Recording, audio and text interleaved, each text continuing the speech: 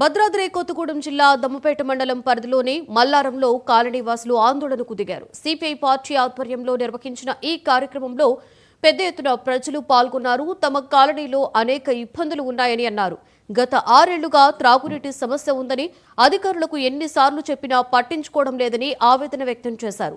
సాయంత్రం 6 దాటితే ఏ పాము ఏ ఇంటికి వస్తుందో తెలియని అయోమయంలో బ్రతుకుతున్నామని వాపోయారు. అధికారులు ఇప్పటికైనా స్పందించి తమ సమస్యలను తీర్చాలని కోరారు.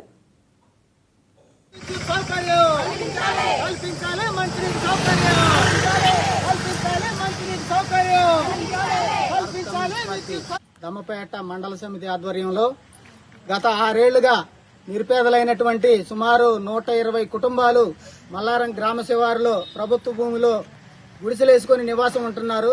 గత ప్రభుత్వం వారికి మంచినీటి సౌకర్యం, విద్యుత్ సౌకర్యం కల్పిస్తానని చెప్పని మా నిరుపేద కుటుంబాలన్నిటికీ కూడా మోసం చేసింది.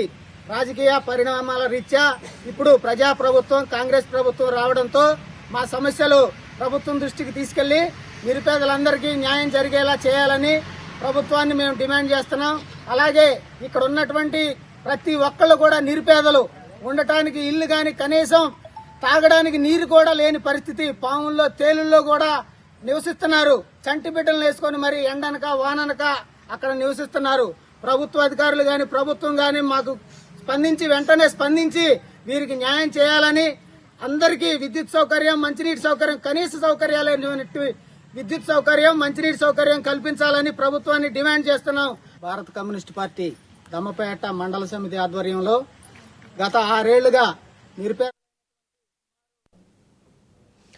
మహబూబాబాద్ జిల్లా పాలకుర్తి